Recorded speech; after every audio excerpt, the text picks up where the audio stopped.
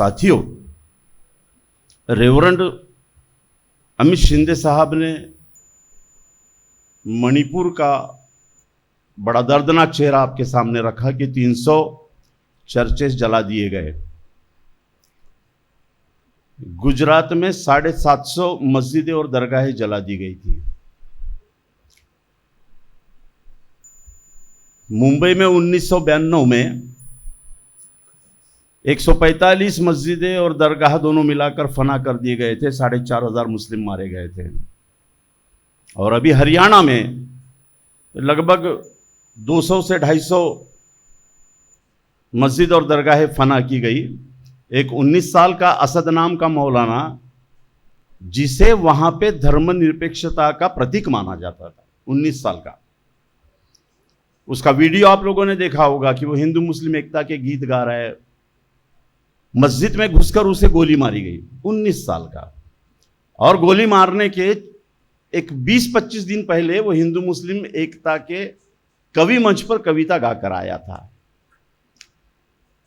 तो हमारे दुख है। मैं समझता हूं कि इस दुख का इतिहास तो वहां से शुरू होता है जब 94,000 बौद्ध विहार जला दिए जाते हैं। ये दुख का एक इतिहास है, एक कड़ी है। उसे समझने की कोशिश कीजिए कि पुष्यमित्र शुंग ने 94 बौद्ध विहार जला दिए थे।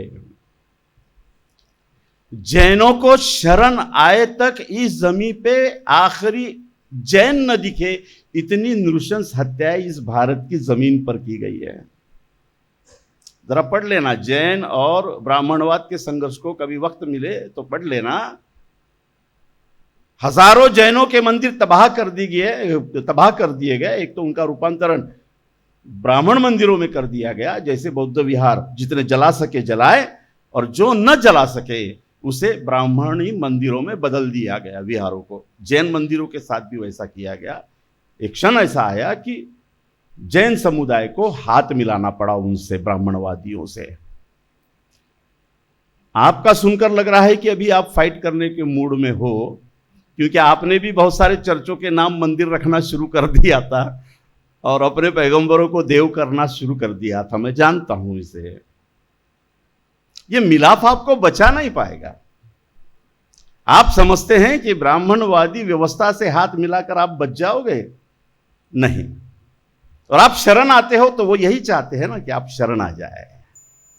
उनकी एक व्यवस्था है, वे चाहते हैं उस व्यवस्था में आप अपनी पायरी पर रहे, अपने अस्तित्व के साथ।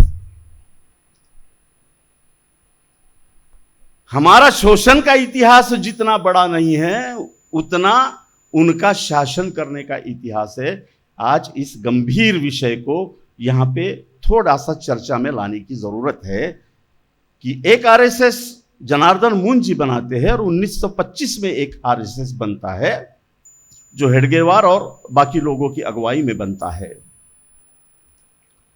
1925 में जो आरएसएस बनता है उसके पास 5,000 साल का इतिहास है। समझ रहे हैं ना आप? 1925 में जो आरएसएस बनता है, नागपुर उसकी जन्मभूमि है, उस आरएसएस के पास 5,000 साल के शोषण का इतिहास है। वे जानते हैं कि शोषण कैसे करना है, वे जानते हैं कि आपको कंट्रोल कैसे करना है। वे 3 क्षेत्र को अपने वर्चस्वता के अधीन रखते हैं। पहला धार्मिक क्षेत्र, यानी सांस्कृतिक वर्चस्व हम जिसे कहते हैं। दूसरा राजकीय वर्चस्व, और तीसरा सबसे महत्वपूर्ण शासन प्रशासन का वर्चस्व। ये 3 वर्चस्व नस्लीय भूमिका से फासीवाद के साथ जन्म लेता है, जिसे हम ब्राह्मणी व्यवस्था कहते हैं। क्या संघर्ष है हमारा? मूलतः हमारा संघर्ष है कि हम मानव हैं, और हमारा संघर्ष है कि मानव करके चाहे जन्मजात हमारे अधिकार हो या जिस धर्म में हम गए हैं वो धर्म मानवता के नाते जितने हमें अच्छे अधिकार देता है, हम उसका पालन करना चाहते हैं। ये हमारी भूमिका है। और नस्लीय भूमिका जो 5000 साल से ब्राह्मणवादी व्यवस्था के नाम से, कभी मनुवादी व्यवस्था के नाम से, कभी पुरोहितवादी व्यवस्था के नाम से इस देश के करोड़ों करोड़ों मेहनतकश लोगों के छाती पर बैठी हुई है, उसकी भूमिका यह है कि आपको कोई भी जन्मजात या धार्मिक अधिकार है ही नहीं। संघर्ष समझ लीजिए, है ही नहीं। फिर क्या है? उनकी नस्ली, उनकी फैसिज्मवादी, उनकी वर्णवादी, उनकी ब्राह्मणवादी व्यवस्था जो कुछ आपको फेंक के मारती है वही आपकी अंत और अंतिम उपलब्धि है। संघर्ष यहां से शुरू होता है। एक बड़ी पते की बात आपको बता दूं, हम लोग बड़े कट्टर होते हैं, जिल्लेकर जी, हम लोग बहुत कट्टर होते हैं। ये बाबा साहब है, मानता हूंगा तो मान, नहीं तो रामटेक। ये इस्लाम है, सुनता हूंगा सुन, नहीं तो काफिर। ये बाइबल है, सुनता हूंगा तो सुन, नहीं तो फूट। ब्राह्मणवाद के विजय का गमक क्या है पता है? उनके पास ऐसी कोई कट्टरता नहीं है, वे फ्लेक्सिबल है। इसलिए जब ईसाइयों को कंट्रोल करना होता है ना, तो अनुसूचित जाति जमाती के लोग क्रिश्चियन बन के चर्च में बैठते हैं, वो उनको कंट्रोल करने के लिए पादरी बन के ऊपर आता है। जब इस देश के अनुसूचित जाति जमाती आदिवासी के लोग ब्राह्मणवाद से परेशान होकर समता देने वाले इस्लाम में जाते हैं, तो ब्राह्मणवाद मुखौटा बदलकर मौलाना और आलिम बनकर मिंबर पे और मस्जिद पे आ जाता है। जब बुद्ध के तत्वज्ञान में समता मिलती है तो इस देश के शूद्र अतिशूद्र बौद्ध बनते हैं, वो भंते बनकर आ जाता है। 1925 के और 7 साल पहले जन्मे आरएसएस की जंग तो है ही, लेकिन भूमिकाएं कितनी बड़ी है और संघर्ष का इतिहास कितना बड़ा है समझने की कोशिश करोगे। जब गुरु नानक जी सिख धर्म की स्थापना करते हैं तो अनुसूचित जाति जनजाति के लोग सिख बनते हैं, लेकिन पंच प्यारे बनकर फिर कुलकर्णी जोशी आकर खड़ा हो जाता है। तो ब्राह्मणवाद बहुत फ्लेक्सिबल है। जितना फ्लेक्सिबल है उतना क्रूर है, जितना मीठा है उतना ही निष्ठुर है, जितना असहनशील है उतना ही निर्दयी है। इसे पहचानने में हम हर वक्त धोखा खाते हैं और जब परिणाम सामने आता है तो हम चिल्लाते हैं कि 250 चर्च जल गए, 3000 मस्जिद जल गई और 54,000 चर्च जल गए। ये सारा हमारा रोना है। बुद्ध ने ब्राह्मणवाद से तगड़ा संघर्ष लिया। मैं बहुत ज्यादा उस इतिहास में नहीं जाऊंगा, मैंने बार बार अपने भाषणों में वो सारा इतिहास रखा है। इस परिवर्तन को जितना आप लोगों ने, आपसे मेरा कहना है शोषित लोगों ने नहीं पहचाना, उससे तगड़ा ब्राह्मणवाद ने पहचाना। सम्राट अशोक के काल में फ्यूहान आकर गया है, उसके काल में बहुत अच्छा फिलोसोफर है, आप जानते हैं। फ्यूहान के लिटरेचर में एक लिटरेचर आता है कि खुद फ्यूहान हाजिर है एक भंते के प्रवचन में, और वो लिखता है कि ये भंते वो है जो पहले ब्राह्मण था। ब्राह्मण बनने के बाद में उसने बौद्ध धम्म के पद को स्वीकार किया और श्रामणेर बना।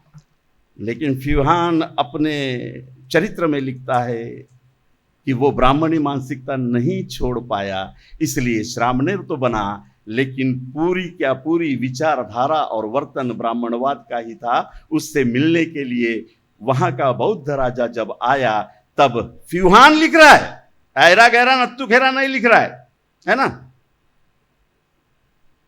कि जब बौद्ध राजा मिलने के लिए आया उसे बैठने की इजाजत नहीं दी और बहुत देर के बाद में कहा कि बैठ जाओ। और जब प्रवचन खत्म हुआ और जब बौद्ध राजा जाने के पहले हस्तांदोलन करता है, तो फ्यूहान लिखता है कि बौद्ध राजा के चले जाने के बाद इस ब्राह्मण से श्रामणेर बने इस भंते ने अभंग स्नान करके खुद को पवित्र कर लिया। समझ रहे हैं आप क्या होता है? इस देश में इस्लाम आया, करोड़ों करोड़ों अनुसूचित जाति जनजाति के लोग जिसे मनुवाद ने, ब्राह्मणवाद ने बस्तियों के बाहर कर दिया था, पानी तक नहीं मिलता था, मंदिरों में प्रवेश का तो सवाल ही नहीं था, मानवीय बस्ती का कोई अंश भी जिनके पास नहीं था, उनके पास सूफी पीर गए, उन्होंने समता का धागा दिया, एक अच्छा सिस्टम दिया, बस्तियां खड़ी हो गई मुसलमान बन के। लेकिन जब मस्जिदें बनना शुरू हुआ तो उन बड़े मस्जिदों में कुलकर्णी देशपांडे से धर्मांतरित ही उस मस्जिद का मालिक बना। बाहिसियत मुसलमान, ये हर जगह में बात रखता हूं सबूतों के साथ। कैसे होता है ब्राह्मणवाद हावी, इसको समझने की कोशिश कीजिए। बौद्ध धम्म में श्रामणेर बनकर बुद्ध के सारे वैज्ञानिक बातों की हवा निकाल ली, और जिन विहारों से बुद्ध का वैज्ञानिक मार्गदर्शन, मानवीय मार्गदर्शन चलता था, वहां भंते बनकर अवैज्ञानिक बातें, अंधविश्वास, दैववाद, भंते बनकर ब्राह्मणवाद ने शुरू किया। और सिर्फ बौद्ध धम्म यही एक था, उसके कितने शक्ल कर दिए, हिनयान बना डाला, तंत्रयान बना डाला, महायान बना डाला, कितने यान बना डाले। और जिस बौद्ध धर्म ने कभी भी, या बुद्ध ने कभी भी जातियों की अपेक्षा नहीं की थी, विहारों के मालक बनकर जातीय मानसिकता को बराबर अक्षुण्ण रखने का काम ब्राह्मणों से श्रामणेर बने लोगों ने किया। पढ़ लीजिएगा the history of Hindu imperialism, advocate परमेश्वर मेनन, जो खुद भंते बने थे, लाहौर के हाई कोर्ट में सबसे बेहतरीन वकील थे, लेकिन महापरिनिर्वाण उनका भंते बनकर हुआ। और बाबा साहब जी के हयात में 1948 में लाहौर से उनकी आखिरी एडिशन आई इस किताब की। इसके पहले 2 एडिशन निकल चुकी थी। बाबा साहब ने एक जगह कहा है कि प्रॉपर रेफरेंस के साथ ये किताब लिखी गई है कि बौद्ध धम्म को ब्राह्मणवाद ने कैसे नष्ट किया। कैसे किया? बाहर से नहीं, घुस कर। हमारा क्या रहता है, टेक द टेक नहीं तर। आपका मेरा दुख सेम है शिंदे जी, लेकिन कभी चर्च ने मस्जिद वालों को नहीं बुलाया, कभी मस्जिद वालों ने चर्च वालों को नहीं बुलाया। कभी कुरान में कितनी अच्छी बातें हैं, ये चर्च में चर्चा करने के लिए हम इकट्ठा नहीं आए। कभी मस्जिद में बाइबल में कितनी अच्छी बातें हैं, ये संबंध हमने नहीं बढ़ाया। हम जुमे को अपनी नमाज पढ़ते रहे, आप इतवार को अपना भजन पूजन करते रहे, बुद्ध वाले बौद्ध विहार में जाकर अपना भजन पूजन करते रहे। इतिहास बताने को हम बताते हैं कि 54,000 जला, किसने जलाया? हम इतिहास बताते हैं कि हमारे चर्च जले, किसने जलाया? मस्जिद जले, किसने जलाया? जिसने जलाया उसके खिलाफ हम कोई चर्चा नहीं करते इकट्ठा आकर, कभी नहीं करते चर्चा। अभी लग रहा है कि आना चाहिए इकट्ठा, क्योंकि पानी सर से कुछ ज्यादा ही ऊंचा हो गया है। हम जिंदा है लेकिन पानी सर से कुछ ऊंचा हो गया है। एक बच्चे को शिक्षिका कहती है कि मुसलमान है करके मारो दूसरे बच्चे को, यहां तक आ गए हम। आदिवासी बच्चे के चेहरे पे पेशाब कर दिया जाता है। दुख नहीं हुआ था जब बिल्किस बानो को घसीट घसीट कर मारा गया था, 21 लोगों ने रेप किया था, 8 साल की बच्ची को पटक कर मार दिया गया था। जागे नहीं थे आप? खैर लांजी में उस दलित बहना को इतना सब कुछ किया गया था, नहीं जागे थे हम लोग, नहीं जागे थे हम लोग। ये कौन करता है? कौन कर रहा है? दुश्मन छुपा हुआ है, पहचानते नहीं हो तुम उसे।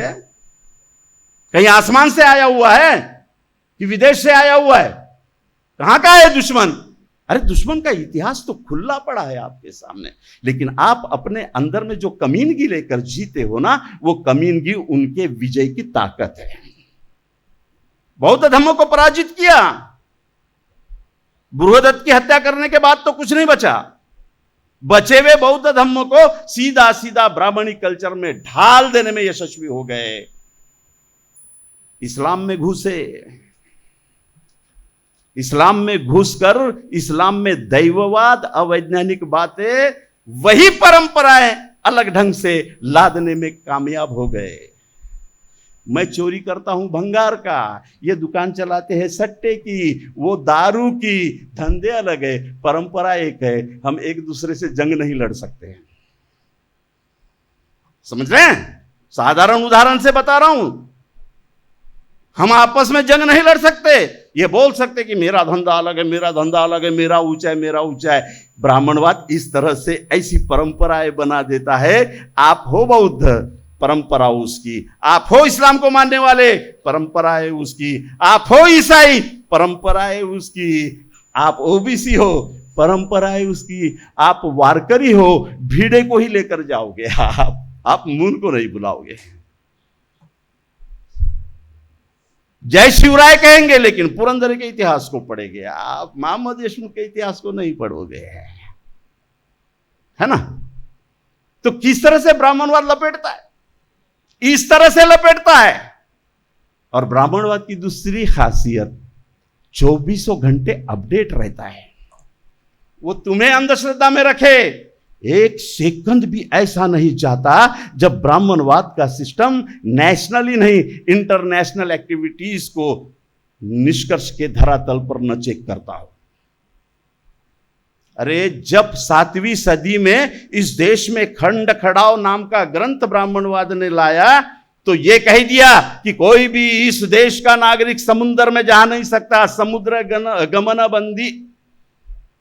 जो समुद्र में जाएगा वो रौरव नर्क में जाएगा, जिंदा नर्क में जाएगा। धर्मादना काशी से निकल गई, धर्मादना सारे पीठों से निकल गई। शंकराचार्यों ने घोषणा कर दी 7वीं सदी में कि जो समुद्र गमन करेगा वो क्यों किया? क्योंकि मैंने पहले ही कहा, ये 24 घंटे नेशनल इंटरनेशनल लेवल पे क्या चल रहा है इसके लिए जागरूक रहते, अपडेट रहते। आप क्या समझते सिर्फ ये घंटा बजाते हैं, सिर्फ चड्डी पहनकर रेप राइट करते हैं? ये तो उनका छद्म अवतार है। वे चड्डी में भी अपडेट मोबाइल लेकर घूमते हैं। जरा शाहनेवाह। आप क्या समझते सिर्फ वो लाठी से जंग जीतते हैं? ये छद्म है।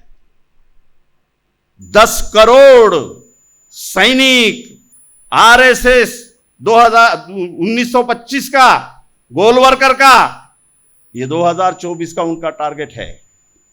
मुझे खुशी हुई, पाशा साहब ने यहां पे प्रस्तावना में कहा कि हम 1 करोड़ समता सैनिक दल पर अपने सैनिक खड़े करेंगे। आओ मुसलमानों, समता सैनिक दल का हाथ थामो। आओ क्रिश्चियनों, समता सैनिक दल का हाथ थामो। आओ आदिवासियों, समता सैनिक दल का हाथ थामो, क्योंकि तुम्हारे अपने अपने राजनेता ब्राह्मणवाद से लड़ने का कोई फार्मूला नहीं छोड़ गए, बाबा साहब छोड़ गए, इसलिए इस मार्ग पर आना पड़ेगा। मैं तुम्हारी नमाज पढ़ने के लिए बंदिशें नहीं डाल रहा हूं, पढ़ो, बाइबल पढ़ो, कोई प्रॉब्लम नहीं है। जाओ बुद्ध मूर्ति के साथ में मोमबत्ती लगाओ, अगरबत्ती लगाओ, कोई प्रॉब्लम नहीं है हम लोगों को। तुम्हें जो कीड़े मकोड़ों की तरह मारता है सिस्टम, उस सिस्टम के खिलाफ लड़ने के लिए इकट्ठा हो। इज्जत ही नहीं करता तुम्हारी, जानवर ही नहीं डुक्कर से बदतर देखता है जो सिस्टम। उस सिस्टम के छाती पे चढ़कर भारतीय संविधान जो बाबा साहब ने दिया, अरे वो इंसान करके भारतीयत्व का सबसे ऊंचा ओहदा तुम्हें देता है, जंग उसकी है। तुम्हारे मजहब की आइडेंटिटी की कोई लाड़ नहीं है। कौन गिनता है मुसलमान को, कौन गिनता है क्रिश्चियन को? अरे क्रिश्चियन आ गया उठ जाओ, होता है कभी ऐसा? नहीं। अरे मुसलमान आ गया उठ जाओ, नहीं, क्योंकि 5000 साल की गुलामी है ना हमारे मानसिकता में। कुछ जीन्स पैदा हो जाते हैं तो क्या प्रॉब्लम है? महात्मा ज्योतिबा फुले ने संघर्ष खड़ा किया। 7वीं सदी में समुद्र गमन की बंदी कर दी। क्यों की? मुझे चिढ़ आती है अंबेडकरवादी कहलाने वाले कुछ लोगों पर। मेरा पंगा है, इसलिए पंगा है कि मैं खुद को जब से मूंछ आई है तब से सर के बाल जाए तक मैं फूले शाहू अंबेडकर ही रखते आया हूं। अंतिम सांस तक भी मैं वो रखते रहूंगा। मैं छोटा सा अंबेडकर कभी नहीं रखता। वो बौद्ध धम्म लेने वाला अंबेडकर मेरे लिए महान नहीं है। मेरे लिए सारे धर्मों को भारतीयत्व देने वाला अंबेडकर बहुत महान है। इस देश को बनाने वाला अंबेडकर बहुत महान है। इसलिए मेरा पंगा है उन लोगों से जो ब्राह्मणवाद के लड़ाई के अनेक पहलुओं को ध्यान में नहीं लेते। अरे उन्होंने अपने बीजेपी के कार्यालय में मुसलमानों को नमाज पढ़ने के लिए एक कमरा दे दिया, पढ़ रहे हैं वहां मुसलमान नमाज, और कहते हैं कि कुछ नहीं होगा, अरे हिंदू राष्ट्र हो जाए तो हो जाए, यहां तो हम नमाज पढ़ रहे हैं। फुलिश, मूर्ख लोग, तुम लोग आंदोलन करने वाले लोग, कि समझ नहीं पाते क्या चल रहा है। एक भंतों की फौज खड़ी कर दी उन्होंने, आरएसएस वालों ने, पेड वर्कर है वो उनके, आप समझ नहीं पा रहे हो। ईसाइयों में कई पादरी है जो आरएसएस से हाथ मिलाकर काम कर रहे हैं, आप समझ नहीं पा रहे हो। वारकरी संप्रदाय के कई साधु लोग उनका काम कर रहे हैं, एक व्यवस्था चलाते हैं वो, आप समझ क्या रहे, मजाक है। अरे 5000 साल से वो एक व्यवस्था चला रहे, जिसे छोड़ देंगे, फुले के नाम पर छोड़ देंगे। यह महात्मा ज्योतिबा फुले कहता है, और छगन भुजबल जिस महात्मा फुले का नाम लेके सत्ता में जाता है उनसे हाथ मिला के सत्ता में शामिल हो जाता है। कैसे लड़ेंगे हम लोग, कैसे लड़ेंगे? छत्रपति शिवाजी महाराज का चरित्र हनन करने वाले लोगों के साथ में पहेट में जाके पहले हाथ मिलाकर सत्ता में शामिल होते और अभी खुलेआम सत्ता में शामिल होते। क्या चैलेंजेस है आपके सामने, कैसे चैलेंजेस है आपके सामने? आप समझ लो कि मून साहब की जो आरएसएस खड़ी हुई है वो इतने बड़े चर्चाओं के बाद खड़ी हुई है, बहुत बड़ा मिशन लेकर वो खड़ी हुई है। क्यों कहा था विदेश में मत जाओ? क्योंकि उस वक्त मक्का मदीना से एक तूफान उठा था।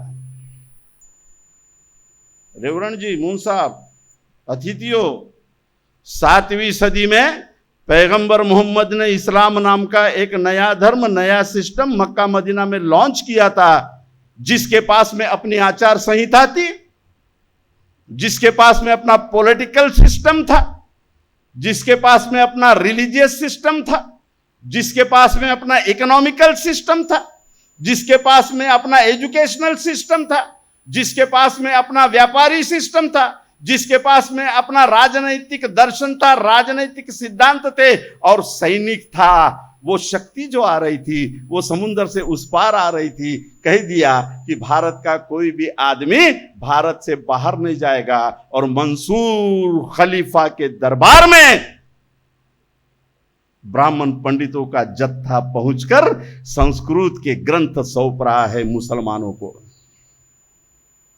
काय अभ्यास करता तुम्ही, कसले अभ्यास करता?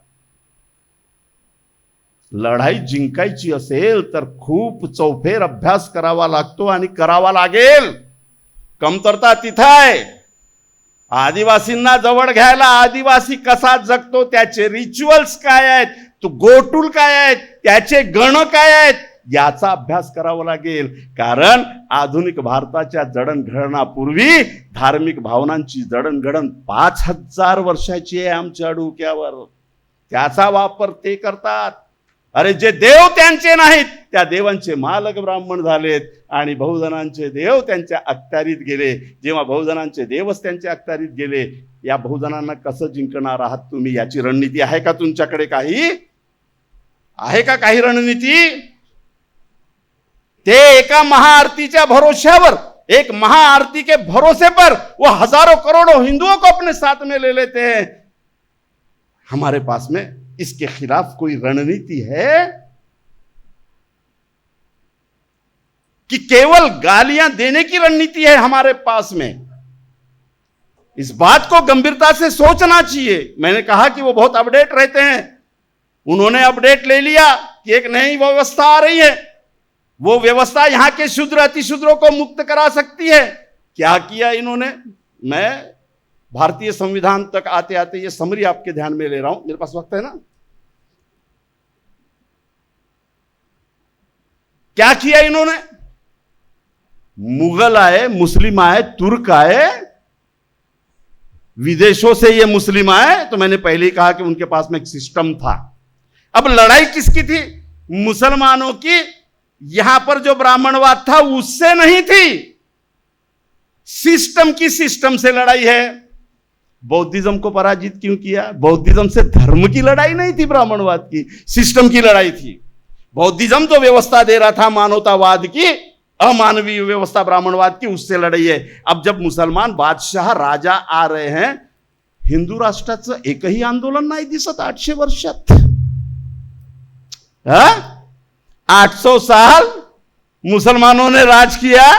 अल्लाउद्दीन खिलजी से लेकर बादशाह औरंगजेब तक, बहादुर शाह जफर तक. ठाकरे साहब, एक भी आंदोलन 800 साल में हिंदू राष्ट्र झाले पाहिजे म्हणून नाही झालं बाबा. कोणत्या ग्रंथात नाही, कोणत्या इतिहासाच्या पानावर नाही. नहीं है ना? क्यों नहीं है? क्यों नहीं है? क्योंकि इन 800 साल राज करने वाले मुसलमान जो बाहर से आए थे, उनके सिस्टम के साथ ब्राह्मणवाद ने अपना सिस्टम मैच किया. और जो अरबस्तान में जाकर खलीफा मंसूर के दरबार में 7वीं 8वीं सदी में शिष्टमंडल ले जाके चर्चा कर रहे हैं, उन्होंने बता दिया इन मुसलमानों को कि आप भी ऊंचे वंश के हो और अल्लाह ने आपको सल्तनत सौंपी है, तो हम भी भारत में सल्तनत करते हैं क्योंकि ब्रह्मा ने हमको सल्तनत सौंपी है. इसलिए आ जाओ, आपका सिस्टम हमारा सिस्टम, हाथ मिलाते हैं. राज तो जनता पर करनी है. ये तो बेवकूफ है, ये जो किसान है ये तो बेअक्कल है, ये तो कारागिर है, ये तो मूर्ख है. इन पे ही राज करना है ना, तो चलो आपका और हमारा सिस्टम मिलाते हैं और राज करते हैं. आराम से 800 साल मुसलमानों ने राज किया. न कभी मंदिर के लिए आवाज उठी. बादशाह औरंगजेब ने 100 मंदिरों को दान दिया है, दान पत्र रखा हुआ है. काशी मथुरा में जो वृंदावन में कृष्ण जन्माष्टमी चलती है, वहां पे ताम्रपत्र रखा हुआ है. कृष्ण जन्माष्टमी के दिन जो कृष्ण जी को बाहर निकाला जाता है, उन्हें नहलाया जाता है, जो हीरे जवाहरात सोने चढ़ाए जाते हैं, वो सब दान में दिए हैं बादशाह औरंगजेब ने. कितना अच्छा मिलाप है ना संस्कृति का संस्कृति से. कितना अच्छा बेहतरीन तालमेल है ना ब्राह्मणवाद का. अपन को नहीं जमता, नहीं टेक तो टेक, नहीं तो हमको नहीं जमता. अरे रफीक आया, नहीं जमेगा. क्यों? अपना अम्बेडकरवाद, वो साला सलाम करेगा, नमस्ते करेगा, नहीं जय भीम बोलेगा, ठीक है, लेकिन नमाज पढ़ेगा, नहीं जमता. अल्लाह बोलेगा, नहीं जमता. त्रास होत असेल होऊ द्या. हा त्रास मी सहन केलेला आहे. जब बाबा साहब रखता था तो पीछे से आवाज निकलती थी कि अब तो पंचशील पढ़ लो, अब तो बौद्ध धम्म ले लो. अबे मैं बोला, हज को जाकर आने के बाद में भी चोरियां नहीं छोड़ी हाजियों ने, तो बौद्ध बनने के बाद में दारू थोड़ी छोड़ने वाला हूं मैं. मुर्गी तब भी छोड़ूंगा चाहे ईसाई हो जाऊं. मुर्गी तब भी छोड़ूंगा चाहे इस्लाम में आ जाऊं. मुर्गी तब भी छोड़ूंगा चाहे बौद्ध बन जाऊं. तो ये बनने की लड़ाई नहीं थी हमारी. हमारी लड़ाई इंसान बनने की थी. हमारी लड़ाई मानवता के लिए अमानवीय व्यवस्था से लड़ने की थी. इसलिए धर्मांतरण हमारा विषय नहीं था. धर्म हमारी आइडेंटिटी की लड़ाई नहीं है. कैसे लड़ेंगे हम लोग? महात्मा ज्योतिबा फुले तक आता है और इस देश में पहली बार धर्म संस्कृति से बाहर निकलकर समाज एक कानून की व्यवस्था की तरफ जा रहा है. अब समझने की कोशिश कीजिए कि 1925 का आरएसएस और अभी जो 7 साल से आरएसएस बना है, उसकी जंग कहां है और भारत में सिस्टम की नई जंग कैसी है. संविधान पे क्या प्रॉब्लम है. संविधान बदलेंगे, लिख के देता हूं मैं. कोई होता नहीं हूं, राष्ट्रपति क्यों नहीं, राज्यपाल हूं नहीं, लेकिन फिर भी बैद्यनाथ चौक पे जितनी प्रॉपर्टी है उतनी लिख कर देता हूं. यह संविधान कभी नहीं बदलेंगे.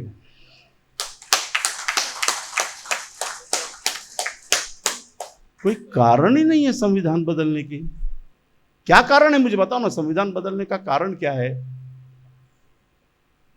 बिल्किस बानो के आरोपियों को छोड़ दिया, संविधान बदला क्या? किसानों की जमीनें हड़प ली, संविधान बदला क्या? लैटरल एंट्री ला ली, संविधान बदला क्या? सार्वजनिक कंपनियां बेच दी, संविधान बदला क्या? किसी भी मंत्रिमंडल में चर्चा न करते हुए केवल मोदी जी निर्णय लेंगे और वही इंप्लीमेंट होगा, संविधान बदला क्या? स्कूलें बंद करवा दी, संविधान बदला क्या?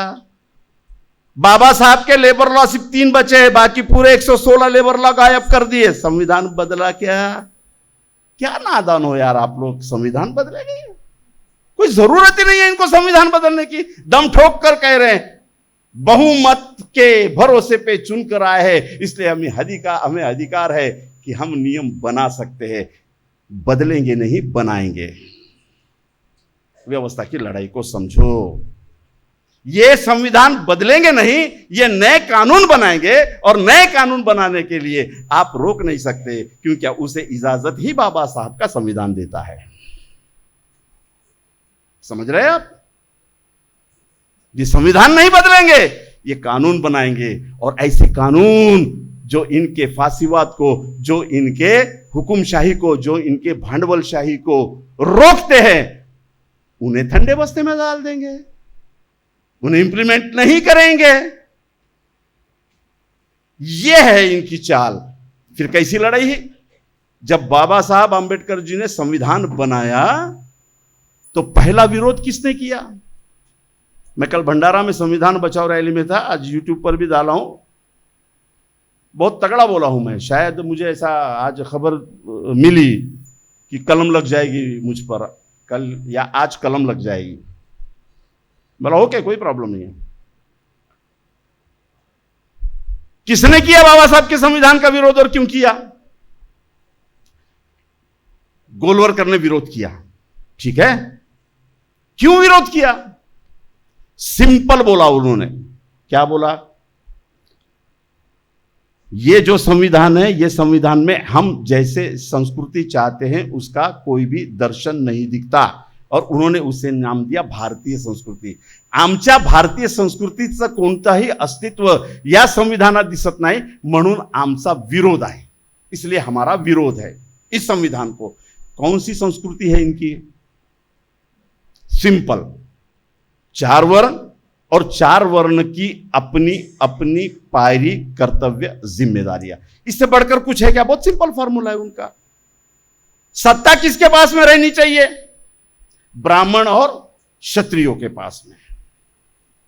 बाद में उन्हें कुछ नहीं चाहिए। उनकी संस्कृति यही है। संविधान में यह सब मिलता है क्या?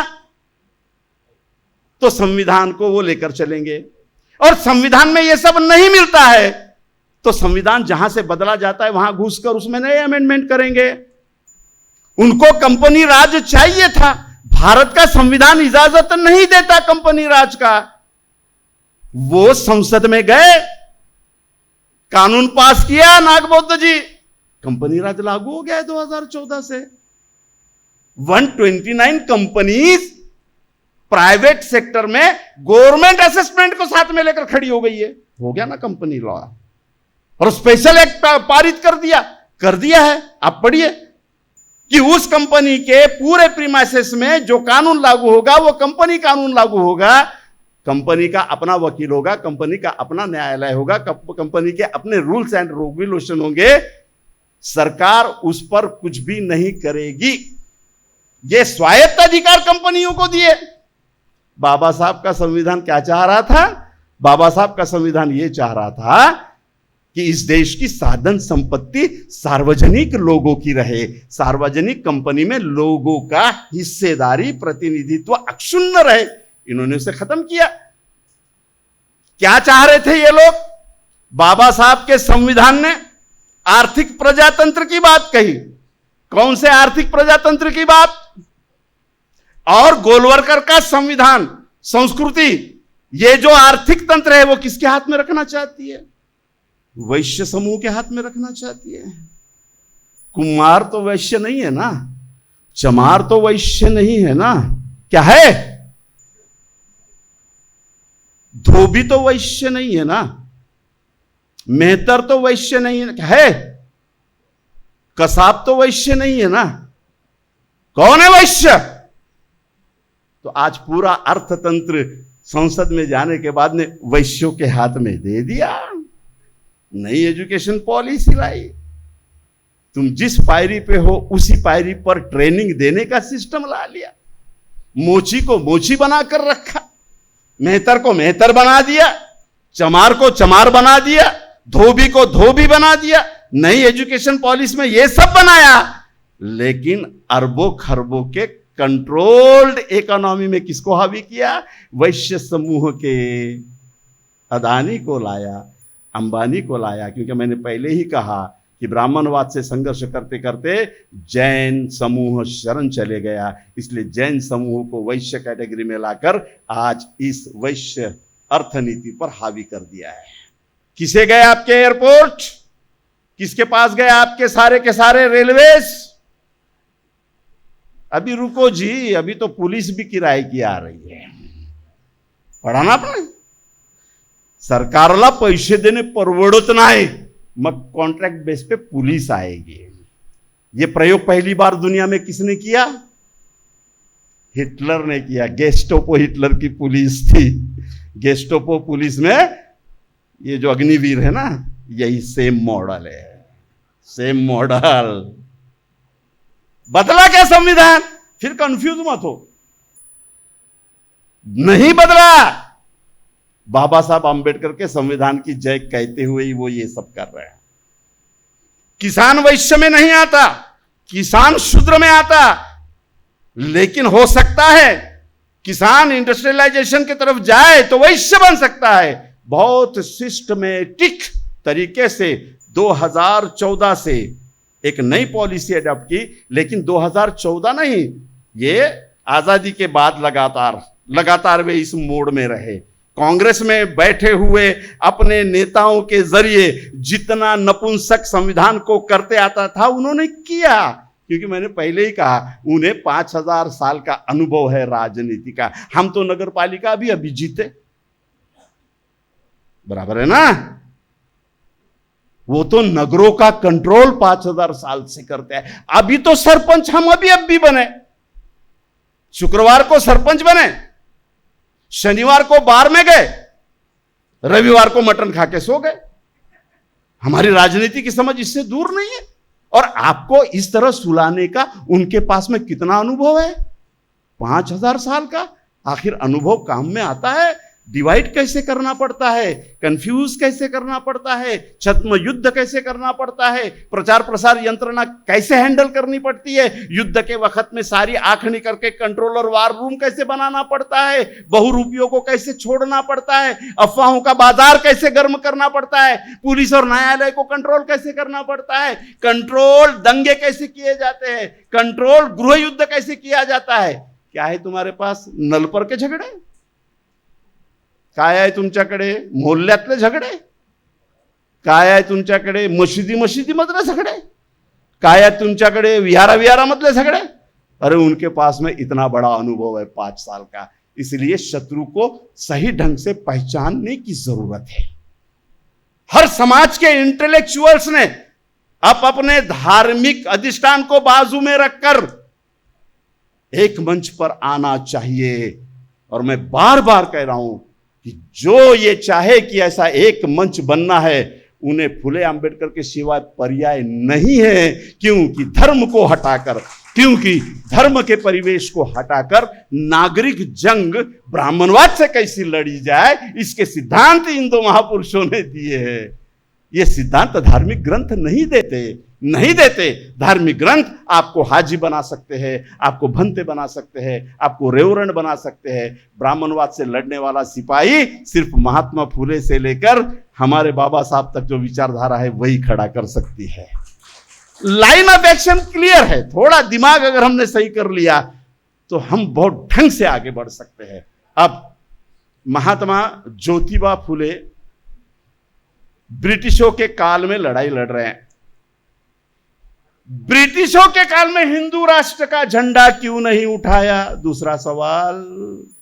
पहला सवाल, मैडम 800 साल मुगलों का, मुसलमानों का, हिंदू धर्माच्या शत्रूचं राज्य होतं, यही रखते ना।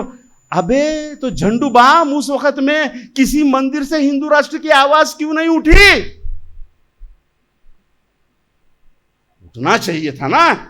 अभी हमको लग रहा है कि दिल्ली में हमारा दुश्मन बैठा है, हम दम ठोक कर बोल रहे साला दिल्ली में हमारा दुश्मन बैठा है, बोल रहे हैं ना हम लोग। संविधान का दुश्मन बैठा है, जमहूरियत का दुश्मन बैठा है, हम बोल रहे। हत्यारा अगर सियासत में प्रधानमंत्री बन जाए तो उसकी हत्याओं का पाप कभी भी मिटाया नहीं जा सकता। मोदी प्रधानमंत्री है लेकिन हत्यारा भी है, ये गोधरा का कांड चीख चीख कर कह रहा है। नहीं भूल सकते हम। गोधरा पे हजारों किताबें हैं, खुद न्यायाधीशों ने लिखी हुई किताबें हैं। बर्नी की किताब ऐतिहासिक है, एक एक पन्ने की अगर आप साक्ष्य पढ़ोगे तो रोते रहोगे रात भर। इतना भयानक सेटल कांड है ये। इसके लिए किस तरह से राज्य मशीनरी का इस्तेमाल किया, किस तरह पुलिस प्रशासन का इस्तेमाल किया, किस तरह सेमी मिलिट्री का इस्तेमाल किया, पॉलिटिशियन का कैसा इस्तेमाल किया। यही नहीं, उन्होंने लिस्ट दी है कि नामचीन गुंडों का कैसा इस्तेमाल किया, ब्लॉकेज कैसे लगाए, मोहल्लों को कैसे बांटा, पानी कैसी काटी, बिजली कैसे काटा, और रात में हमलों के लिए किस तरह से लाइट का इंतजाम किया। हम किस व्यवस्था से लड़ रहे हैं, समझ रहे हैं आप? ये सारी समझने की कोशिश कीजिए। तो महात्मा ज्योतिबा फुले जब खड़े होते हैं, 200 साल ब्रिटिशों ने राज किया, इनमें से कोई भी शेंडे वाला खड़ा नहीं हुआ की आमचा हिंदू धर्म धोक्यात आहे, फक्त एकच दिसते, कोण तो कायची तरी चरबी लागली होती म्हणे, तो एकच। आणि त्याच्यामुळे ब्रिटिश राज्य, क्या मजाक है इतिहास का हमारे साथ में। 200 साल तक ब्रिटिशों के विरोध में नहीं बोले, 800 साल तक मुसलमानों के विरोध में नहीं बोले। क्यों नहीं बोले ब्रिटिशों के विरोध में? मैंने स्टार्टिंग में जब अपना एंट्रो डाला तो कहा था कि 3 विभाग ब्राह्मणवाद हमेशा अपने कब्जे में रखता है, इसके लिए कोई भी कॉम्प्रोमाइज करता है। कोई भी आप सोच नहीं सकते, आप कभी कर नहीं सकते। ससरा बन जाएगा, साला बन जाएगा, दामाद बन जाएगा, पादरी बन जाएगा, मौला बन जाएगा, कुछ भी बन जाएगा, लेकिन सांस्कृतिक वर्चस्व, राजनीतिक वर्चस्व और प्रशासनिक वर्चस्व अपने हाथ से कभी खोता ही नहीं है। ब्रिटिशों के काल में पहली बार महात्मा ज्योतिबा फुले ने ब्राह्मणांचे कसब इस किताब में लिखा कि ब्रिटिशों का राज है, लेकिन अंतर्गत व्यवस्था 99% ब्राह्मण नाम के एक ही जाति ने संभाली है। इसलिए इन लोगों को ये राज दैवी राज लगता है। एक ग्रंथ संस्कृत का सारे मुगल तुर्कों को दिया कि आप भी ऊंचे नस्ल के हैं और हम भी ऊंचे नस्ल के हैं, इसलिए आपका हमारा कोई झगड़ा नहीं है। ये नीचे नस्ल के लोग जो हिंदुस्तान में रहते हैं, इन पे राज करने के लिए जैसे ब्रह्मा ने हमको भेजा, वैसे ही आपको अल्लाह ने भेजा, वैसे ही गोरे अंग्रेजों आपको भी गॉड ने भेजा। 200 साल राज किया इस देश पे। और जब महात्मा ज्योतिबा फुले खड़े हुए, तब ब्राह्मणवाद को लगा कि अब संकट आ रहा है, अब संकट आ रहा है। क्योंकि महात्मा ज्योतिबा फुले ने सांस्कृतिक वर्चस्व को आह्वान दिया, प्रशासनिक वर्चस्व को आह्वान दिया, शैक्षणिक मक्तेदारी को आह्वान दिया। यही नहीं, इस देश की संपूर्ण व्यवस्था में शूद्रों के स्थान को लेकर पहली बार कानूनी ढंग से लड़ाई लड़ने वाला महान नेता महात्मा ज्योतिबा फुले है। डॉक्टर बाबा साहब आंबेडकर यूं ही गुरु नहीं मानते, यूं ही गुरु नहीं मानते। हर क्रांति का टप्पा होता है, उस समय का जो लॉजिकल एरा होता है, उस समय का जो टेक्नोलॉजिकल एरा होता है, उस समय का जो प्रशासकीय और राजनीतिक ढांचा होता है, उसके संदर्भ में क्रांति की लड़ाई लड़ी जाती है। हम खोजते हैं 1857 मधला तो करा क्रांतिकारी, अबे नहीं, गदर उससे बड़ा क्रांतिकारी है इस युग का। समझ रहे आप? बाबा साहब पर गीत लिखने वाले बड़े क्रांतिकारी है इस युग के। नामदेव ढसाठ से लेकर ये जो कविताएं होती है, ये जो साहित्यिक है, ये बड़े, नासिक के बागुल से लेकर ये सब, हर समय में क्रांति के नए टप्पे होते हैं, नए संदर्भ होते हैं, नई योजनाएं होती है। महात्मा ज्योतिबा फुले ने कहा, ये ब्राह्मणवाद हम पर हावी है और ऐ शूद्रो, ब्रिटिशों के रहते ही तुम इससे मुक्ति के द्वार खोल सकते हो। एक बार ब्रिटिश गए तो वो भी द्वार तुम्हारे बंद हो जाएंगे, क्योंकि ब्रिटिशों का सिस्टम कहीं ना कहीं कानून पर आधारित था। समझ रहे हो आप? कहीं ना कहीं आपके व्यक्ति मूल्य के सामने ब्रिटिशों का कानून था। इसलिए महात्मा ज्योतिबा फुले कह रहे हैं कि उठो और ब्रिटिश है तब तक शिक्षा प्राप्त कर लो।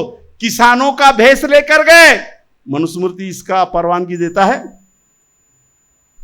अगर ब्रिटिश नहीं होते तो क्या महात्मा ज्योतिबा फुले किसानों के बारे में इस तरह का आंदोलन खड़ा करते? किसके पास जाते?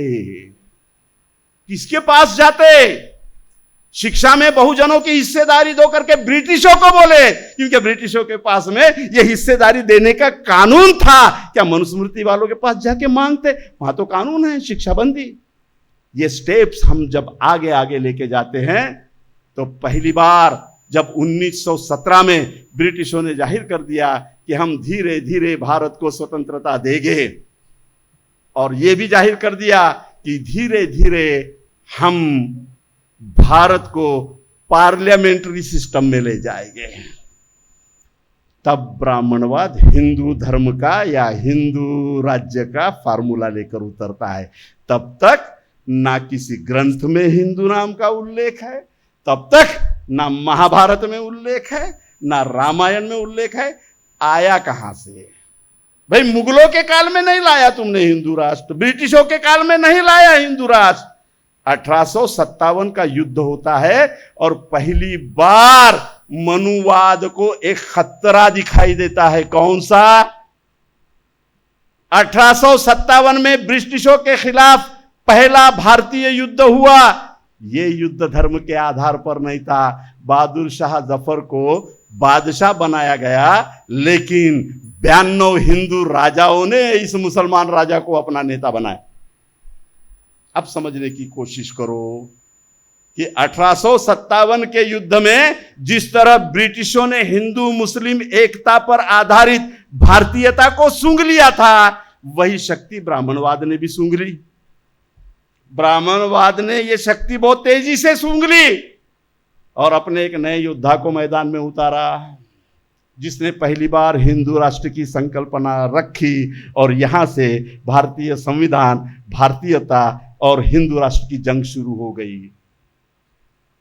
कसर 1857 में फकीर, किसान, कारागिर, मोची, चमार का कौन 18 पकड़ जाति चिमांस सब इस लड़ाई में शामिल थे। 92 हिंदू राजा थे। मुसलमान को राजा बनाया, मुसलमान करके नहीं। 92 हिंदू राजा लड़ रहे थे, हिंदू करके नहीं। हमारा कॉमन दुश्मन है कौन? ब्रिटिश।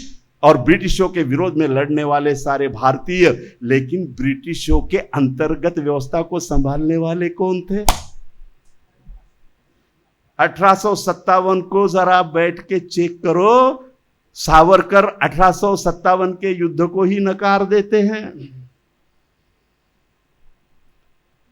1857 के युद्ध को फेल करने वाले सारे ब्रिटिशों के खुफिया विभाग के वे भारतीय लोग थे जो एक ही जाति के थे।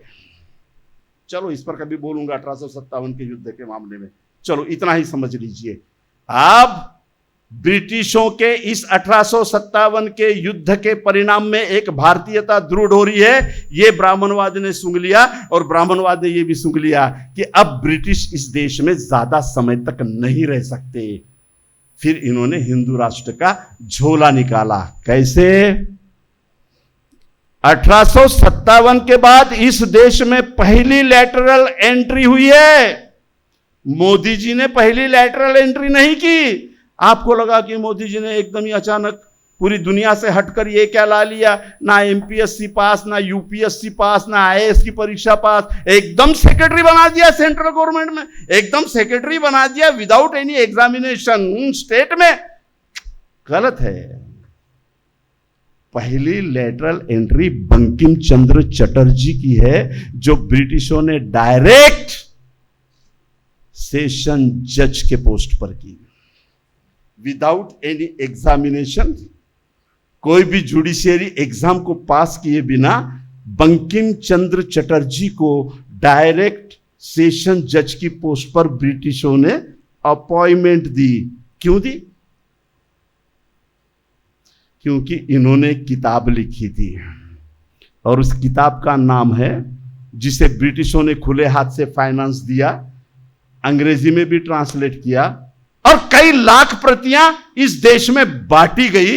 उस किताब का नाम है आनंद मठ। और इस आनंद मठ में पहली बार हिंदू राष्ट्र की ब्लूप्रिंट रखी गई। हिंदू राष्ट्र का मॉडल लिखने वाली पहली किताब बंकिम चंद्र चटर्जी की आनंद मठ, और बंकिम चंद्र चटर्जी को बगैर कोई एग्जाम दिए ब्रिटिशों ने पहली बार सेशन जज बना लिया। समझ रहे हो खेल क्या है आनंद मठ में? तुमको सिर्फ एक ही बात मालूम है, कौन सी? वंदे, हाँ बस एवढंच। कितने लोगों ने पढ़ा है आनंद मठ पूरी तरह? चल पढ़ लीजिए, ठीक है। ज्या एक्झाम मध्ये आपल्याला बसायचंच नाही ते विचारायचं कशाला, हात उंचला म्हणून, राहू द्या। क्या है आनंद मठ में? आनंद मठ में 100 साल पहले बंगाल के मुस्लिम नवाब का राज्य दिखा रहा है। राज्य किसका है? प्रत्यक्ष ब्रिटिशों का। भारतीय लोग लड़ाई किससे कर रहे हैं? ब्रिटिशों से। और बंकिम चंद्र आनंद मठ में 100 साल पहले एक मुस्लिम नवाब का राज्य दिखा रहा है, और इस मुस्लिम नवाब को हिंदुओं पे जुल्म करने वाला अत्यंत क्रूर राजा दिखा रहा है। और इस क्रूर मुस्लिम राजा के विरोध में, इस्लामिक संस्कृति के विरोध में हिंदू साधु लोग भगवा पहनकर, हाथ में भगवा झंडा लेकर आंदोलन कर रहे हैं, और पहली बार इस मुस्लिम राजा के विरोध में हिंदू राष्ट्र की घोषणा कर रहे हैं। प्रकरण पुढं जातं। याच्यामध्ये युद्धाचं वर्णन कसं माहितीये?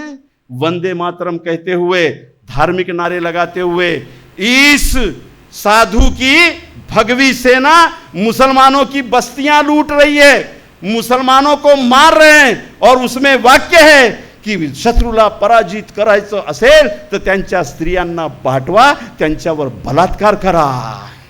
आनंद मठ। और सावरकर लिखते हैं 6 सुनहरी पन्ने में 1927 में कि दुश्मन को पराजित करना होगा तो ये भी हथियार निकालो कि दुश्मन के औरतों को, दुश्मन के महिलाओं को रेप करके उनका मनोबल तोड़ दो, क्योंकि ये युद्ध का एक हथियार है। ये सावरकर कहते हैं 1927 में।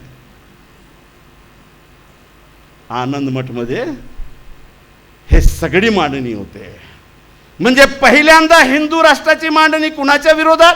700 वर्ष सत्ता भोगली वय, जावई बनवलं, अरबस्तानच्या लोकांना आलेल्या राजांना पोरी दिल्या तुम्ही, राजपुतांनी रक्ताचे संबंध जोडून घेतलेत, बादशाह औरंगजेबाकडे 43 हिंदू राजपूत त्याची सत्ता सांभाळत आहेत, शहाजहाननं गोंडराजे उभे केलेत, शहाजहानकडे 114 हिंदू राजपूत राजे आहेत। तुम्हाला हिंदू राष्ट्राची कल्पना तेव्हा येत नाही, पण ब्रिटिशांच्या विरोधात जेव्हा हिंदू मुसलमान भारतीय म्हणून उभे होतात तेव्हा तुम्ही आनंद मठ काढता आणि मुसलमानांना शत्रू दाखवत असताना हिंदू राष्ट्राचं युद्ध मुसलमानांच्या विरोधात आहे हे दाखवतात, कारण तेव्हा बाबासाहेब आले नव्हते आणि बौद्ध धम्म कुणाला दिला नव्हता, आणि ख्रिश्चनांच्या विरोधात लिहिण्याचं कारण नव्हतं शिंदेजी, क्योंकि ब्राह्मणवाद आप ही के सर पर चढ़कर पादरी बना बैठा था। एंड कैसा है? कैसा है एंड आनंद मठ का? बड़ा मजेशीर एंड है। आखिरी में मुसलमानों की पूरी बस्ती तबाह हो जाती है, उनके औरतों को मार दिया जाता है, जो नहीं मरे उनको वापस उन्हीं जातियों में ला लिया जाता है, उनका हिंदूकरण कर दिया जाता है, घर वापसी कर दी जाती है, वगैरह वगैरह। ऐसे में वो जो हिंदू राष्ट्र का मोर का है वो खड़ा है अपना झंडा लेकर, भगवा, पूरी सेना जो हिंदू राष्ट्र का गुणगान कर रही है वो इसके आजू बाजू जमा होती है। अचानक उनमें से एक भगवादारी आदमी कहता है, शेवटचं प्रकरण आनंद मठाचं मुन साहेब, कि अब तो मुसलमानों से निपट लिया, अब चलो ब्रिटिशों को भी इस देश से हकाल देते हैं। तब वो नेता हिंदू राष्ट्र का ये कहता है कि नहीं, अभी आकाशवाणी हुई है, इन ब्रिटिशों को हमारे देवों ने भेजा है, इनमें दैवी शक्ति है, ये हमारे मदद के लिए आए हैं, इसलिए ब्रिटिश हमारे शत्रु नहीं है. डायरेक्ट अपॉइंटमेंट सेशन कोर्टाचा जज म्हणून बंकिमचंद्र चटर्जी. इथून हिंदू राष्ट्राचा मॉडेल येतो. ही पहिली मॉडेल. आणि दुसरा मॉडेल कोणता? दूसरा मॉडल सावरकरांचा 6 सोनेरी पाने और 6 सोनेरी पाने में व्यवस्था बदल गई है. तो 6 सोनेरी पन्नों में सावरकर हिंदू राष्ट्र के 3 दुश्मन करार देते हैं. नंबर 1 मुसलमान, अब आ रहे तुम शिंदे जी. नंबर 2 क्रिश्चियन और नंबर 3 पर अभी तुम आए बौद्ध. पढ़ लो सावरकर की 6 सोनेरी पन्ने. सावरकरांच्या हिंदू राष्ट्राचे 3 शत्रू आणि 4था शत्रू ब्रॅकेटमध्ये आहे, जे जे आमची उज्ज्वल परंपरा मानणार नाही ते सर्व हिंदू राष्ट्राचे शत्रु. अब हिंदू राष्ट्र का मॉडल समझ में आया. ये लड़ाई है. फिर कांग्रेस बनती है. कब बनती है? महात्मा ज्योतिबा फूले के काल में बनती है. ब्रिटिश लोग कह रहे हैं कि हम पार्लियामेंट्री सिस्टम लाएंगे, इस देश के प्रतिनिधियों को सौंपेंगे. ये बात जैसे वो कहते हैं भारत में पहली बार राष्ट्रीय कांग्रेस की स्थापना होती है. जैसी स्थापना होती है विथ इन अ वीक, एक हफ्ते के अंदर महात्मा ज्योतिबा फुले का स्टेटमेंट आता है, ये जो काँग्रेस आहे ही नॅशनल नाही आहे, लाडजी भटजी ब्राह्मण आणि शेठजींची ही मनुवादी संघटना है. पहली बार महात्मा ज्योतिबा फुले ने कांग्रेस पे यह आक्षेप लिया. इतिहास को सही दृष्टि से पढ़ो तो तुमको पता चलेगा कि बाबा साहब ने अलग पक्ष क्यों बनाया. शेड्यूल कास्ट फेडरेशन से लेके मजदूर पक्ष तक बाबा साहब ने, और 5 साल अगर आपको मिल जाते बाबा साहब को, तो बाबा साहब ने आखिरी मीटिंग कलकत्ता में बुलाई थी और कलकत्ता का यूसुफ चौधरी इसे बड़ी जिम्मेदारी देकर नए पक्ष की घोषणा करने वाले थे. उसका मसूदा तैयार हो गया था. आप बाली के किताब में पढ़ लेना. और यूसुफ चौधरी कौन है इसको भी जरा नेट पर आप, बहुत दबंग नेता था कलकत्ता का. उनको हाथ में लेकर पहली बार बाबा साहब आम्बेडकर इस देश में बहुत बड़ा पक्ष स्थापित करने जा रहे थे, लेकिन कुदरत ने, निसर्ग ने उनको नहीं मौका नहीं दिया. जब कांग्रेस बनती है ब्रिटिशों के राज में यही 80% 90%. जब कांग्रेस बनी तो कौन था कांग्रेस में? पूरे क्या पूरे यही. तो महात्मा ज्योतिबा फुले ने कहा कि ये न्याय नहीं देंगे. महात्मा फुले जाते हैं, महात्मा गांधी आते हैं, तिलक आते हैं, बाबा साहब भी आते हैं. तिलक कहते हैं कि स्वराज्य मेरा जन्मसिद्ध अधिकार है. किसका? मेरा. मेरा जन्मसिद्ध अधिकार है, तुम्हारा नहीं, बहुजनों का नहीं. और पुणे के पास वासी में सभा होती है तो तिलक कहते हैं कि स्वराज्य मेरा जन्मसिद्ध अधिकार है. स्वराज्य का मतलब है सांस्कृतिक परंपराओं को जीवंत रखना. स्वराज्य का मतलब है हमारी संस्कृति के गुणगान को और उसके प्रतीकों को साबित रखना. तेली ने संसद में जाकर क्या तेल निकालना है? कुणबी ने संसद में जाके क्या नांगर चलाना है? शिंपीनं जाऊन काय शिवायचंय आणि नाव्यानं जाऊन काय कापायचंय? अरे इतनी खुली लड़ाई ब्राह्मणवाद की संविधान के विरोध में, संवैधानिक राष्ट्र के, भारतीय राष्ट्र के विरोध में. संविधान बनने से पहले इतनी बड़ी लड़ाई कि बाबा साहब आम्बेडकर कह रहे हैं कि केवल स्वराज्य मिलना महत्वपूर्ण नहीं है. स्वराज्य का अर्थ है भारत के हर आदमी को व्यक्ति स्वतंत्रता के साथ व्यक्ति मूल्य मिलना, यह स्वतंत्रता है. और लोकमान्य तिलक कह रहे हैं कि स्वराज्य मतलब ब्रिटिश जाएंगे और जो सिस्टम है वैसी रहेगा, ये स्वराज्य है. लड़ाई संविधान की समझो आप. एक तरफ सिस्टम को वैसी रखने वाले ये ब्राह्मणवादी लोग हैं जो आरएसएस के नेतृत्व में 1925 में संगठित हुए, लेकिन 1925 से पहले इनकी पूरी क्रोनोलॉजी आपके ध्यान में आ गई होगी कि ये कैसे कैसे कैसे कैसे 3 चीजों को अपने हाथ से जाने नहीं देते. सांस्कृतिक धार्मिक वर्चस्व, दूसरा राजनैतिक वर्चस्व, तीसरा प्रशासनिक वर्चस्व. बाकी संस्था आहे सब, मग त्याच्यात शेती व्यवसाय हे डिपार्टमेंट ते डिपार्टमेंट या 3 संस्थांमध्ये आलेत. बाबा साहब आम्बेडकर संविधान को बनाना शुरू करते हैं 1932 में। मोटवानी नाम के बहुत बड़े समाजशास्त्रज्ञ जो आरएसएस के बौद्धिक वर्ग को चलाते थे, उन्होंने पहली किताब लाई। कौन सी? मनु की आदर्श रचना संहिता, ये पहली किताब लाई। और बाबा साहब को संविधान समिति तो बहुत बाद में बनी, लेकिन ये सारे प्रोसेस से पहले, क्योंकि ब्रिटिशों ने जाहिर कर दिया था कि भारत एक संवैधानिक राष्ट्र होगा। 1935 को ब्रिटिश इंडिया काउंसिल ने यह डिक्लेयर कर दिया था कि भारत का अलग ऐसा स्वतंत्र संविधान होगा। ये इनको पहले ही मालूम हो जाता है, क्योंकि मैंने कहा कि एडवांस होते हैं, इनको पता था ब्रिटिशों के संसद में क्या चल रहा है। तो इन्होंने 32 में पहला ग्रंथ लाया, मनु की आदर्श संहिता रचना, और उसके बाद 1938 में एक ग्रंथ लाया, 1942 में ग्रंथ लाया, और फिर जब बाबा साहब का संविधान आया तो मैं बार बार अपने भाषणों में कह रहा हूं कि रुक्मिणी मैदान में शास्त्री गिरे, इनकी सभा हुई कब?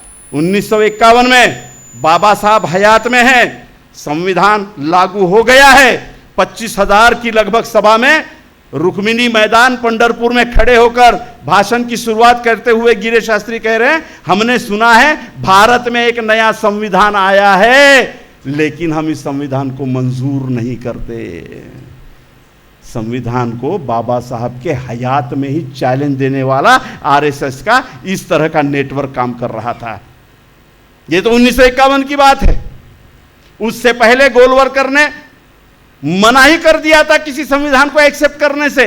गिरे शास्त्री को पूछा जाता है कि आपने बाबा साहब आम्बेडकर जी को कभी समझा है या उनसे मिले हो? कोई जरूरत नहीं है कहते।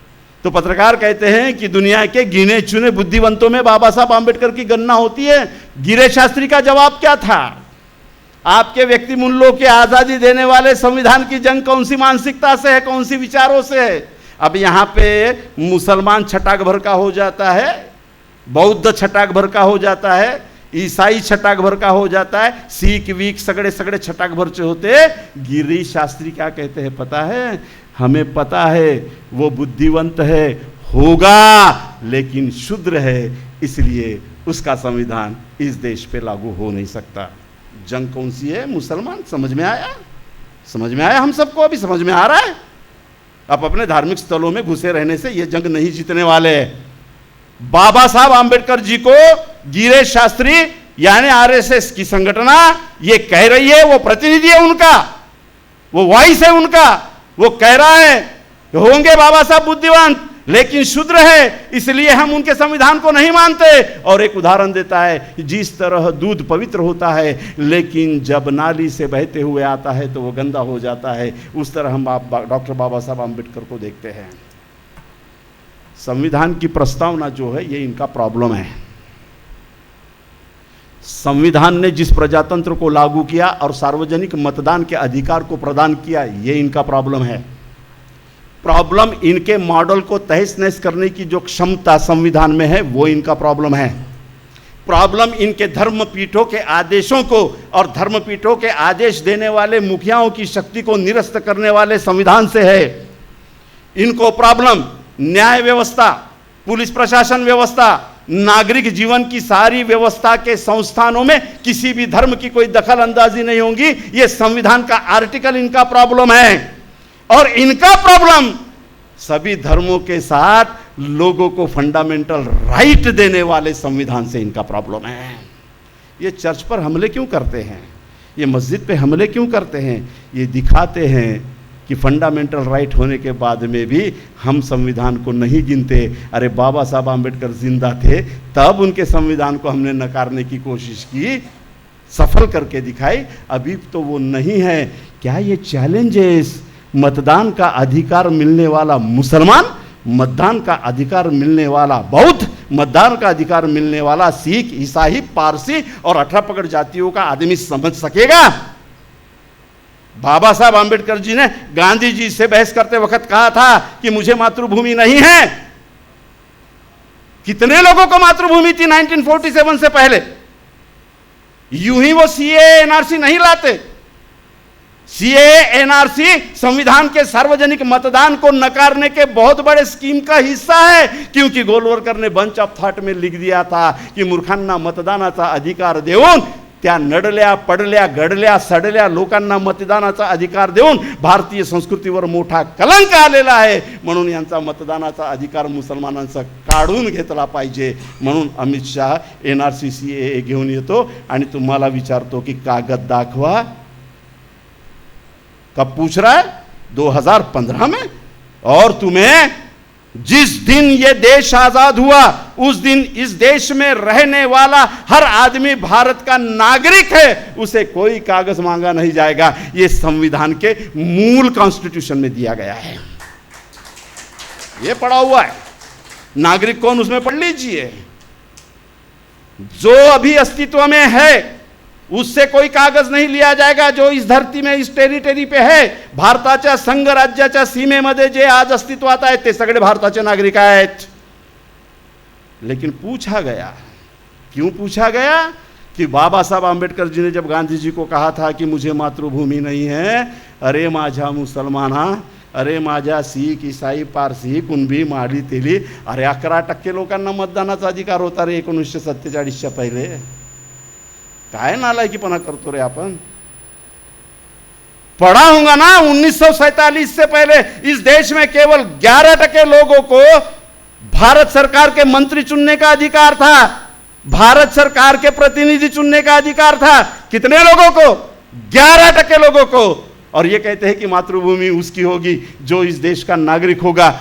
तो 89% नागरिक थे ही नहीं ना 47 से पहले. तो बाबा साहब ने केवल अस्पृश्यों के लिए कहा कि मुझे मातृभूमि नहीं है, इतने गलतफहमी में नहीं रहना. अरे मुसलमानों के 18 पगड़ जातियों से धर्मांतरित लोग, तुम्हें भी मातृभूमि नहीं थी. है आदिवासियों, तुम्हें तो मतदान का अधिकार नहीं था, तुम्हें भी मातृभूमि नहीं थी. क्रिश्चियन जो बने अनुसूचित जाति जमाती के लोग, उनको भी मतदान का अधिकार नहीं था, फिर मातृभूमि नहीं थी तुम्हें. अरे 1947 में मतदान का अधिकार देकर भारत नाम की मातृभूमि तुमको बाबा साहब ने दी है. और वो देने वाले संविधान से जंग है, वो देने वाले संविधान से आरएसएस की जंग है. कौन से? गोलवरकर के आरएसएस की. अब उस आरएसएस का मुकाबला करना होगा तो नया आरएसएस खड़े करने की धमक जिसने दिखाई उसको साथ दो. अच्छा, तुम्ही आम्हाला उलट पाडण्यासाठी मौलाना बनता का? तुम्ही आम्हाला उबड पाडण्यासाठी भंते बनता का? तुम्ही आमचं शिरच्छेद करण्यासाठी पादरी बनून आले का? आम्ही आरएसएस वाले बनून येतो. काय बनून येतो? हम आरएसएस वाले बनकर आते हैं. बिल्कुल राइट भूमिका है. आने दो आमने सामने. उनका रजिस्ट्रेशन नहीं है, आपका रजिस्ट्रेशन है. कमाल है, जिसका रजिस्ट्रेशन नहीं है वो राष्ट्रभक्ति का होलसेल एजेंट बना बैठा है और किराना दुकान वाले राष्ट्रभक्ति के लिए उनसे प्रमाण पत्र खरीदते रहे हैं. और जो असल में राष्ट्रभक्त है उनकी आरएसएस बनाने का महान काम आपने किया, बड़ा काम किया. स्ट्रैटेजिकली बहुत बड़ी चोट है. पूरे भारत में चर्चा का विषय था. पूरे भारत के बड़े बड़े न्यूज़पेपरों में, चैनल में ये चर्चा का विषय है. किसी को लगा ही नहीं आरएसएस ऐसा भी ढोंगी हो सकता है कि उसका रजिस्ट्रेशन ही नहीं है. बड़ी जंग थी, जुडिशियरी जंग थी. और क्या क्या आपकी चर्चाएं हुई. हम फिरदौस मिर्जा से भी सुन रहे थे, कई आर्टिकल्स पढ़े, कितने आर्गुमेंट हुए. बायस हुआ चैरिटी कमिश्नर, लेकिन आप नहीं हारे. जंग ऐसी लड़ी जाती है. अब जो सवाल है हमारा, मैंने पहले ही कहा था, ये संविधान नहीं बदलेंगे. कोई भी नहीं बदल सकता संविधान. अमेंडमेंट हो सकता है, उसकी चौखट भी नहीं बदल सकते. चौखट में अमेंडमेंट करने की, जैसे अभी आप देखेंगे तो अथोराइज नहीं है, लेकिन अनअथोराइज उन्होंने धर्मनिरपेक्षता की जगह पंथनिरपेक्षता शब्द डालकर चला रहे हैं. ये अमेंडमेंट करेंगे. कहां से करेंगे? कहां से करेंगे? संसद से. कहां से करेंगे? विधानसभा से. देख रहे हैं ना प्रति संवैधानिक व्यवस्था कैसी खड़ी कर दी. संविधान नहीं बदला. वीडियो निकालने के लिए बोला, पत्थर मारा या नहीं मारा, 5 लोग पत्थर मार रहे, 50 लोग आजू बाजू से जा रहे, सबके घर गिरा दे रहे बुलडोजर चला के, कोई अमेंडमेंट नहीं किया, कोई लॉ एंड जुडिशरी नहीं, कर दिया कानून पास, गिरा दो, न्यायालय देखेंगे तब देखेंगे, बना दिया यूएपीए, लगा दो, डाल दो अंदर, बाद में देखेंगे, कोई संविधान नहीं बदला, पैरेलल व्यवस्था खड़ी कर दी। आदिवासी महिला को नंगा घुमाया गया, राज्यपाल बैठा हुआ है, मुख्यमंत्री बैठा हुआ है, सेंट्रल गवर्नमेंट का सिस्टम बैठा हुआ है, राज्य सरकार का पूरा सिस्टम बैठा हुआ है, 1.5 महीने तक पता नहीं चलता है, और 1.5 महीने के बाद में जब वीडियो लीक होता है तब भी कुछ नहीं किया जाता, जब तक इस देश के सर्वोच्च न्यायालय का न्यायाधीश, मुख्य न्यायाधीश चंद्रचूड़ ये नहीं कहते अगर तुमने एक्शन नहीं ली तो हमें एक्शन लेना पड़ेगा, तब एक्शन मोड में आते हैं सरकार, क्योंकि बाबा साहब ने ये सारा दृष्टिपथ में रखते हुए संसद से भी ऊपर सर्वोच्च न्यायालय को संविधान का रक्षक बनाकर इसलिए खड़ा किया कि 1000 मंत्री, 1000 सरकारें साले बेईमान हो जाएंगे, टोलियां बनाकर लूटेंगे, लेकिन न्यायाधीशों में एक तो ईमानदार निकलेगा जो संविधान की रक्षा कर पाएगा। इसलिए सर्वोच्च शक्तियां सर्वोच्च न्यायालय को देते वक्त ये सारा ढांचा बाबा साहब आंबेडकर जी के ध्यान में था। अब जंग कैसी है? टोलियां बन गई है इनकी, लुटेरों की टोलियां। किससे लड़े हम? आखिरी पड़ाव पे हूं, कुणासोबत भांडता? कोणतं राजकीय युद्ध 2024 मध्ये लढता सांगा? क्योंकि सुबह मैं एक राष्ट्रवादी नेता के साथ में खाना खा रहा था, सुबह में नाश्ता कर रहा था, दोपहर में देखा तो एक होटल में वो भाजपा वाले के साथ में बिरयानी खा रहा था। मैं बोला साला बदल गया ये, जाने दो। जिसका फोन आया था महात्मा गांधी जी की जय, महात्मा गांधी जी के कुर्बानी के गाने, मैं बोला बहुत अच्छा है यार ये तो। उसके पास गया तो शिवसेना वाले पहले ही वहाँ बैठे थे। मैं बोला साला ये भी हाथ से गया। मैं बोला चलो कांग्रेसी के घर में जाते हैं, तो क्या देखता हूँ वहाँ पे मोहन जी बैठे हुए पहले से। कुणासोबत भांडता है, किससे झगड़ते? अजित पवार साहेबांसोबत भांडता, भुजबळ साहेबांसोबत भांडता, आव्हाडांसोबत भांडता, की आमचे आदरणीय नेते शरद पवार साहेबांसोबत भांडता, मुनगंटीवारांसोबत भांडता, एकनाथ शिंदेसोबत भांडता, की उद्धवजी सोबत जाता? टोलियां बनाए हैं और एक में उद्देश्य है लूटमार। जो शामिल होगा कुछ लेना देना नहीं है जनता से, कुछ नहीं, क्योंकि सिस्टम बराबर है आरएसएस का। कौन सा सिस्टम है? ब्राह्मण, क्षत्रिय, वैश्य, तुम्ही आम्ही।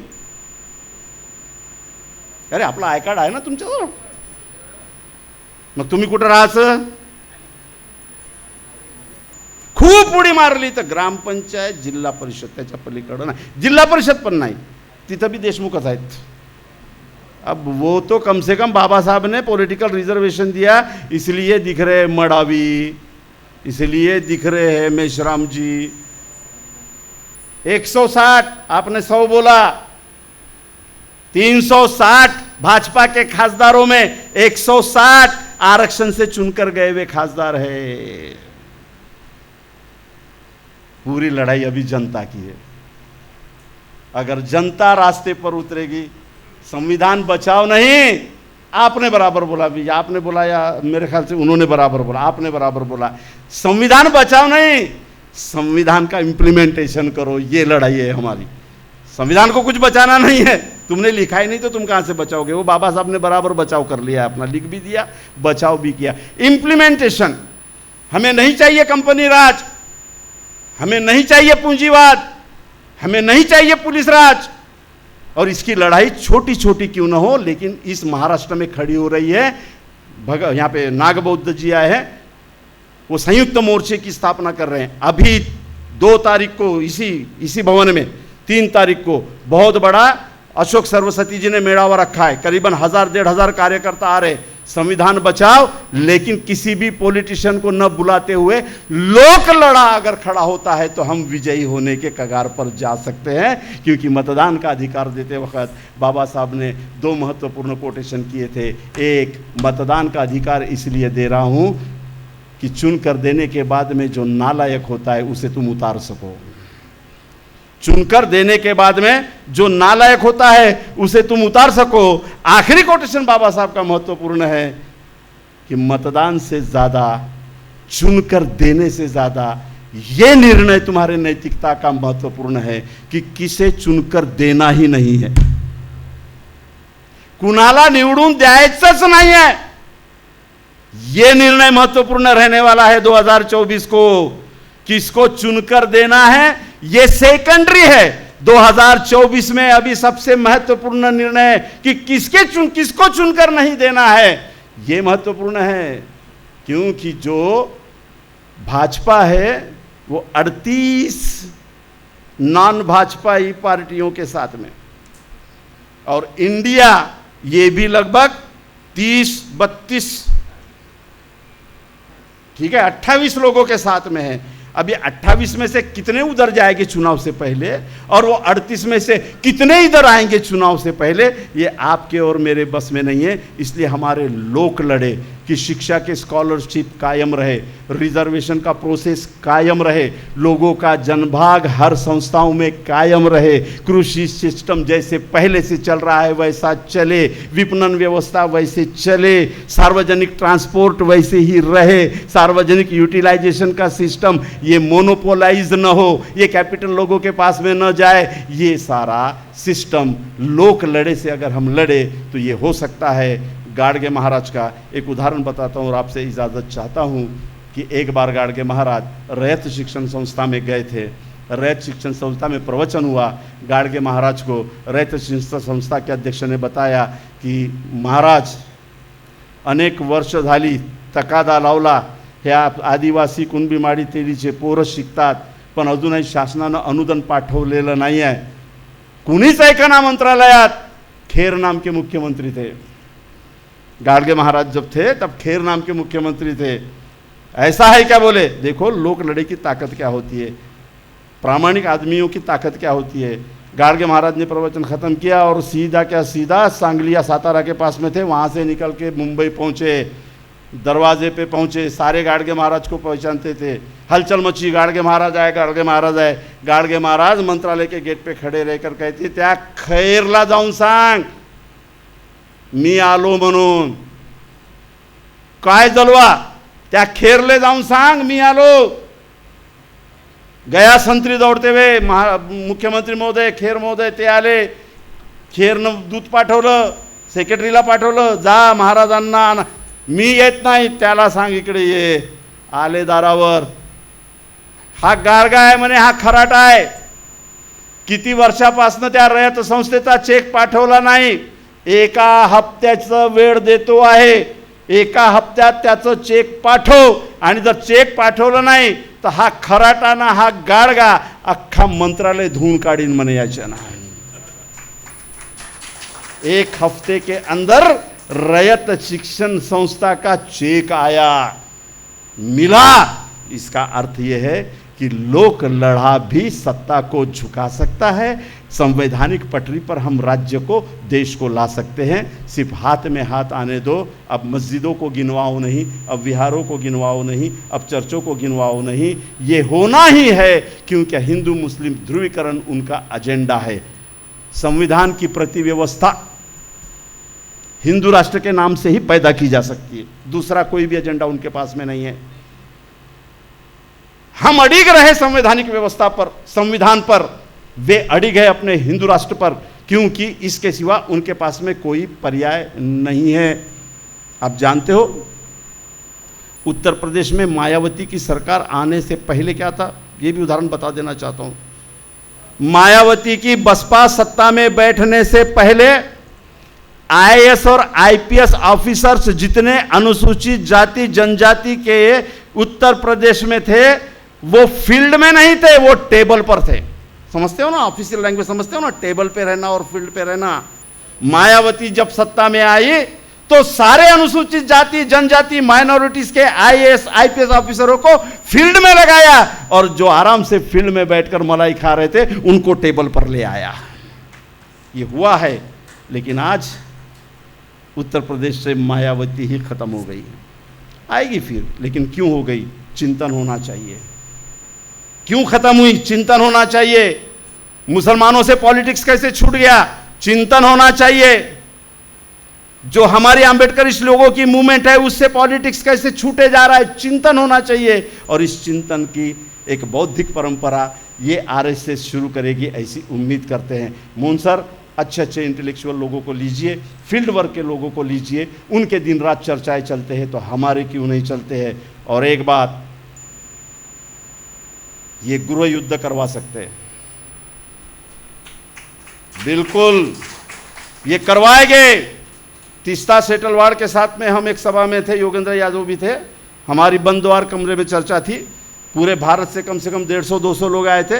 तब तीस्ता सेटलवाड़ ने कहा था कि हमारी रिपोर्ट ऐसी है कि जब मोदी और ये सरकार को लगेगा कि हो सकता है 19-20 के करते करते हम लोग सत्ता से बेदखल हो सकते हैं, तो घपले इतने हैं कि 2014 से अभी तक 16-17 साल सत्ता भोगी, लेकिन सत्ता निकल गई तो 1700 साल हम जेल में रहेंगे, इतने घपले किए हैं। इसलिए सत्ता इनके लिए इंपॉर्टेंट है और इस सत्ता के लिए ये छद्म गृह युद्ध भी करवा सकते हैं। और जब छद्म गृह युद्ध होगा तो मुस्लिम, दलित, आदिवासी, बहुजन समाज का 18 पगड़ का आदमी, इनका अलायंस होना बहुत ज़रूरी है। उनके 10 करोड़ बन रहे हैं तो हमारी भी 10 करोड़ बनना लाजमी है। क्यों कि उनके 10 करोड़ हिंदू राष्ट्र के लिए लड़ेंगे, हमारे 10 करोड़ हमारे संवैधानिक भारत के लिए लड़ेंगे। जय भीम, अस्सलाम वालेकुम, नमस्कार।